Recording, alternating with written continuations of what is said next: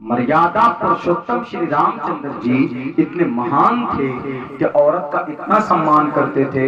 एक मर्तबा फैसला हो, किस चीज का फैसला? यह हो गया कि गद्दी पर श्री रामचंद्र जी बैठेंगे, उनको दी जाएगी। क्या दी जाएगी? उनको दी जाएगी गद्दी, युवराज वही बनेंगे।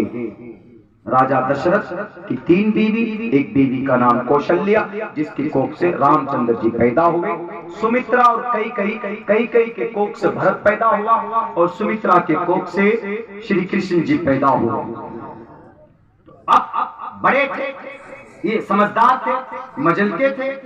जब फैसला कर दिया तो पता है कई भरत की मां ने सोचा कि बेटा बड़ा तो मेरा भरत है, गद्दी पर राम कैसे बैठ सकता? मेरे हिंदू भाइयों, अगर मैं झूठ बोलता हूं तो वाल्मीकि रामायण पढ़ी, वाल्मीकि रत्नाकर वाल्मीकि। राम का नाम दिल से लोगे तो एक डाकू से महान इंसान बन जाओगे। क्यों? वाल्मीकि कौन था? एक डाकू था, लेकिन जब रामचंद्र जी का नाम लेना शुरू किया, राम राम राम, तो वो रत्नाकर वाल्मीकि बन गया। रत्नाकर वाल्मीकि एक डाकू था और एक महान इंसान बन गया। इसकी एक तारीफ है, लेकिन इससे पहले ये बता देता हूं। तो श्री रामचंद्र जी का फाइनल सुबह को उनके सर पर ताज रखा जाना। 3 बीवी राजा दशरथ जी। आपको ताज्जुब होगा कि हिंदू धर्म के अंदर तो एक ही विवाह है, लेकिन श्री राजा दशरथ के 3 विवाह क्यों? हमारे जो एक गए हैं ना, एक वो राजेंद्र जी, क्या नाम, जितेंद्र त्यागी, अभी जेल में हवा खा रहे हैं जी, चले गए। उनसे किसी ने सवाल किया कि आपने इस्लाम क्यों छोड़ा गुरुजी? उन्होंने कहा कि क्या करें, वहां पर प्रोफेट मोहम्मद 11 बीवी वाले हैं। तो कहने वाले ने कहा होगा कि अच्छा, 11 बीवी को देखकर उनकी छोड़कर आप चले गए। आप जिस धर्म में गए पता उसमें कितने बीवी वाले मौजूद है? पहले से 1623 बीवी वाले श्री कृष्ण जी पहले से मौजूद। ये छोड़िए, राजा दशरथ श्री रामचंद्र जी के अब्बा 3 बीवी वाले मौजूद, वो छोड़ दीजिए, ये भी छोड़ दीजिए। कौन? राजा चत्रकेतु। राजा चत्रकेतु कितनी बीवी वाले? वेदों में इनका तस्करा, पुराण में इनका तस्करा, राजा चत्रकेतु का। कितनी बीवी उनकी? पूछे ये डुप्लीकेट त्यागी जी से कि तुम अगर नबी की 11 बीवी देख कर छोड़कर चले गए वहां पे, तो वहां पर राजा चत्रकेतु की 1 करोड़ बीवी, 1 करोड़ शादी की थी राजा चत्रकेतु। उनको पता ही नहीं था कि मेरी बीवी कहाँ है, पता ही नहीं था। बस गए, गुजरे, सफर में गए, तुम कौन पना, विवाह कर, छोड़ गए। विवाह करने के बाद संभोग किया, छोड़। क्यों विवाह कर रहे थे इतने? वो 1000 रीजन क्या था? रीजन ये था कि उनको संतान नहीं थे, बच्चे नहीं थे। तो बच्चा पाने के आखिर में बच्चा हुआ ही नहीं। 1 करोड़ बीवी शादी हो जाने के बाद तब जाकर एक गुरु आए, परमात्मा आए, महाराज आए, उनसे जाकर आशीर्वाद किया, उनसे पूछा तरीका के सर 1 करोड़ शादी कर चुका हूं, 1 करोड़ बीवी है, मुझे खुद पता नहीं। एक बीवी आके बोलती है कि आई एम योर वाइफ। मैं कहता हूँ कि तुम भी मेरी वाइफ हो। 1 करोड़ जिसकी बीवी होगी उसको पता चलेगा कि उसकी बीवी कौन कौन है। अब बताइए, तो ये एक बेतुकी बात कि नहीं जी इतने शादी थी मोहम्मद की तो छोड़कर हम चले गए। जहां गए वहां पहले से राजा चत्रकेतु 1 करोड़ शादी करके बैठे हुए। अब सुप्रीम कोर्ट में लेके जाएंगे पिटीशन की, जनाब हम हिंदू धर्म में आए, हिंदू बन गए हैं, ब्राह्मण बनने वाले। ब्राह्मण तो बने नहीं, वो क्या बने? ठाकुर बन गए। जो हमारे सीएम साहब, उत्तर प्रदेश के सीएम साहब लाल बहादुर जी, वो ठाकुर बने वो।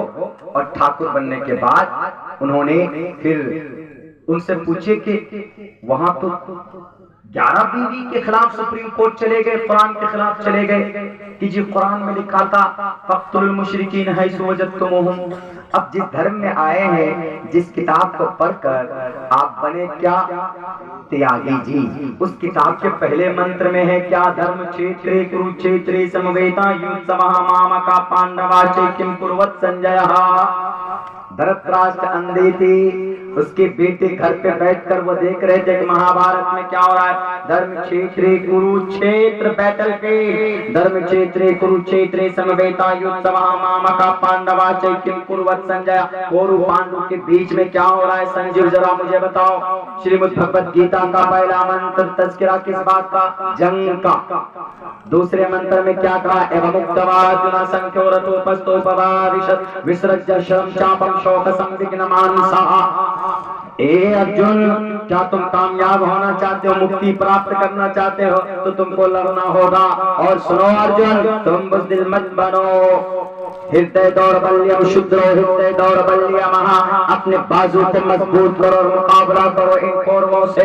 एक लंबी तारीख है कि कौरव पांडु की लड़ाई क्यों हुई, लेकिन श्रीमद् भगवत गीता के पहली मंत्र, पहला मंत्र, दूसरा मंत्र, तीसरा मंत्र, चौथा मंत्र, पांचवा मंत्र कौन सी बात बयान कर रहा है? जंग का, क़िताल का। अब उस त्यागी जी से कहिए कि तुम इस किताब के खिलाफ कब सुप्रीम कोर्ट जाओगे, क्योंकि इसके तो पहले मंत्र में जंग की बात है। कुरान में तो 10वें पारे में 9वें पारे में है, इसमें तो पहली मंत्र में है। लो भाई, ये तो कोई बात नहीं। तो पहले तो श्री रामचंद्र जी को गद्दी मिलने वाली थी, तो श्री रामचंद्र जी के पास माँ आई, सौतेली माँ ने कहा, सुमित्रा ने कहा कि ए राम, तुम तो मर्यादा पुरुषोत्तम हो ना, तुम तो औरत का सम्मान करते हो। मेरी बात मान लो। मेरी बात यह है कि तुम अपने बड़े भाई भरत को गद्दी पर बैठाओ और तुम गद्दी पर मत बैठो। उन्होंने कहा कि माते, मैं अगर यहाँ पर रहूंगा तो मेरे अब्बा मुझे ही गद्दी पर बिठाएंगे, तो मुझे क्या करना चाहिए माते बताओ। मैं ठीक है भरत को गद्दी देने के लिए तैयार हूँ, लेकिन जरा मुझे बताओ कि मुझे करना क्या होगा, यहाँ मैं रह नहीं सकता। उन्होंने कहा क्या करोगे? जाओ वनवास जाओ, तुम ब्रह्मचारी बन जाओ, वनवास चले जाओ। वनवास चले गए और कितने साल तक रहे? एक सौतेली माँ के दिल को खुश करने के लिए, एक औरत का सम्मान रखने के लिए, एक औरत के अधिकार को बनाने के लिए श्री रामचंद्र जी का नारा लगाने वालों कहा है रामचंद्र जी बताओ। वो चले गए सरजू नदी को क्रॉस करके, उस जंगल में 14 साल तक वनवास में रहे। किस लिए रहे? एक औरत की से वादा करके पूरा करने पर। ये क्या है? ये दलील है क्या? रामचंद्र जी का नाम लेकर बेटी को दलील करना चाहते हो, बेटी को इज्जत देना नहीं चाहते हो। अगर बेटी को इज्जत देते तो जय श्री राम का नारा लगाकर हमारी बेटियों को अपमानित नहीं करते। करो अगर तुमको अपमानित करना है, मैं नहीं कहता हूँ, जुबान मेरी है, लेकिन श्लोक मंत्र आपके है। यत्र नार्यस्तु पूजन्ते रमन्ते तत्र देवताः। बेटी की इज्जत नहीं करोगे तो ईश्वर नहीं आएगा, और जब ईश्वर नहीं आएगा तो सुकून नहीं मिलेगा। हमारे नौजवान साथियों और खुसूसन मुस्लिम जवानों से भी कहूंगा कि आपको क्या करना, और हिंदू भाइयों के नौजवानों से भी कहूंगा आपको क्या करना है।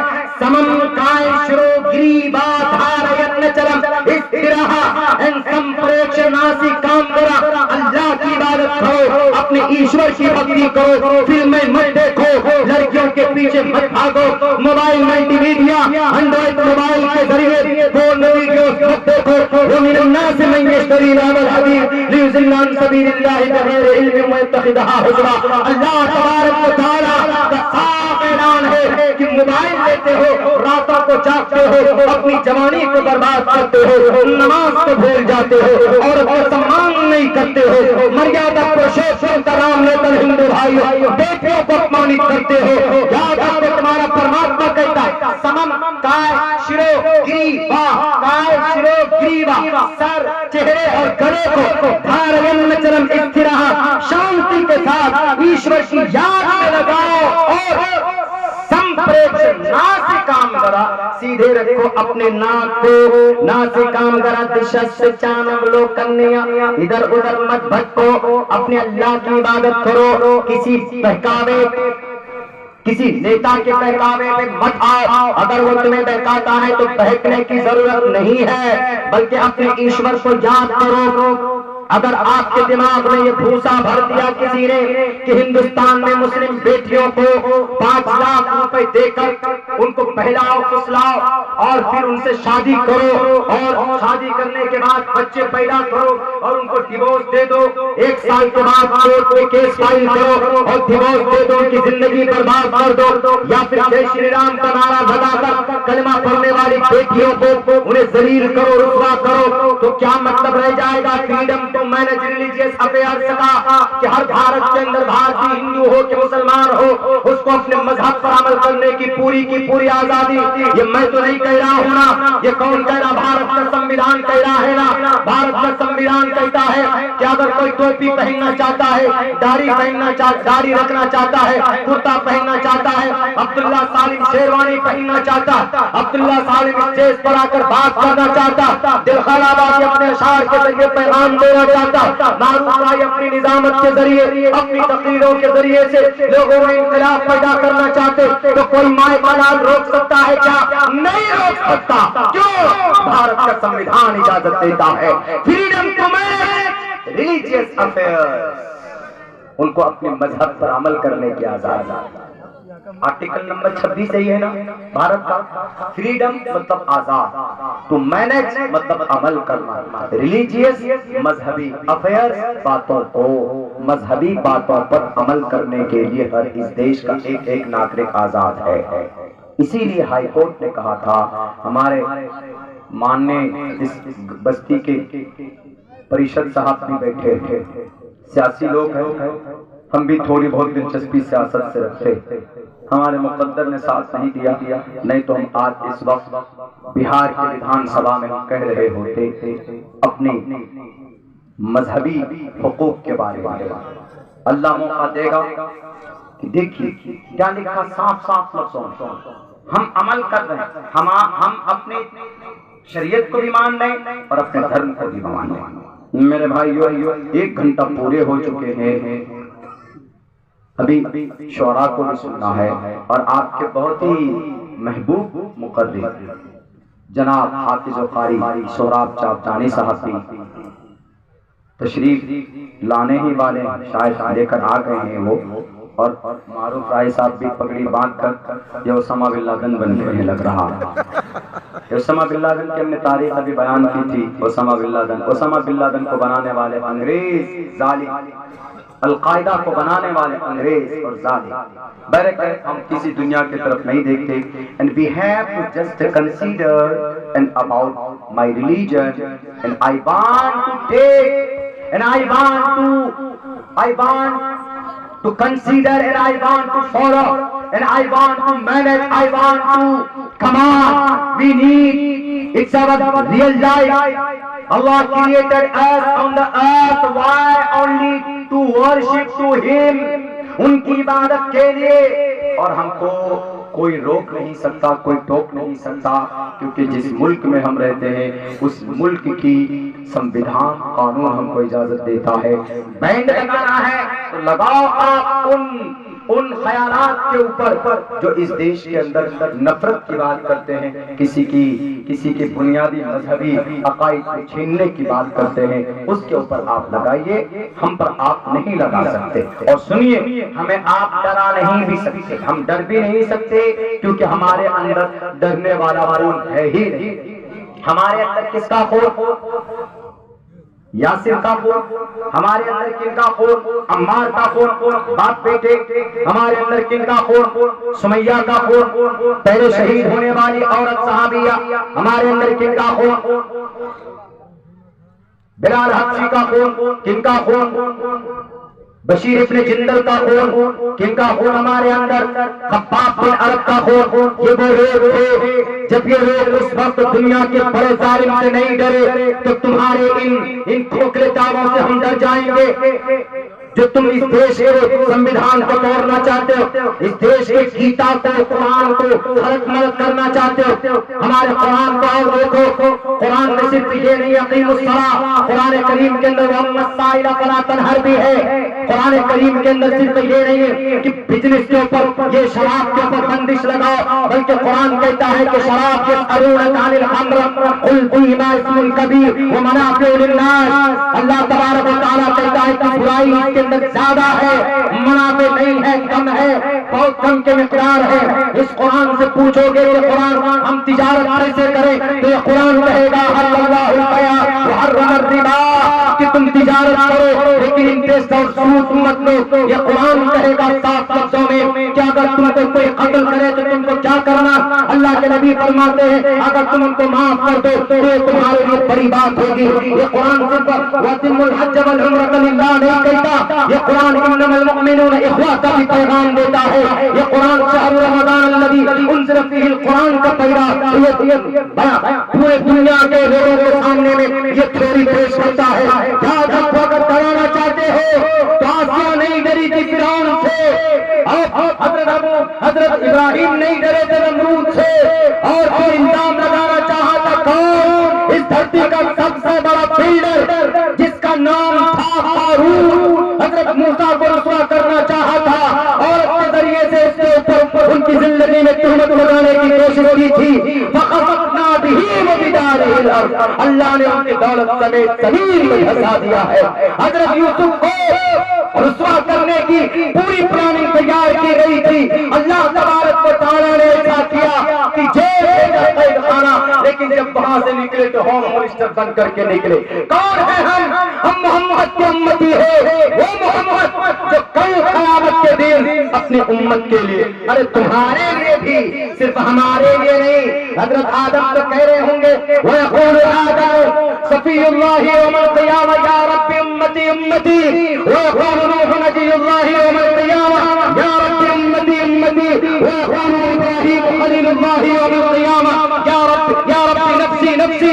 सारे के सारे अंबिया नफ्सी नफ्सी कह रहे होंगे। वो यक़ूल इस्माईल ज़बीहुल्लाह यौमल क़ियामा या रब्बी नफ्सी नफ्सी, वो यक़ूल दाऊद खलीफतुल्लाह यौमल क़ियामा या रब्बी नफ्सी नफ्सी, वो यक़ूल ईसा रूहुल्लाह यौमल क़ियामा या रब्बी नफ्सी नफ्सी, वो यक़ूल मूसा कलीमुल्लाह यौमल क़ियामा या रब्बी नफ्सी नफ्सी, वो यक़ूल यूसुफ सिद्दीक़ुल्लाह यौमल क़ियामा या रब्बी नफ्सी नफ्सी, वो यक़ूल रसूलुना व नबियुना व हादियुना शफीउना मुहम्मद सल्लल्लाहु अलैहि वसल्लम यौमल क़ियामा या रब्बी उम्मती या रब्बी उम्मती।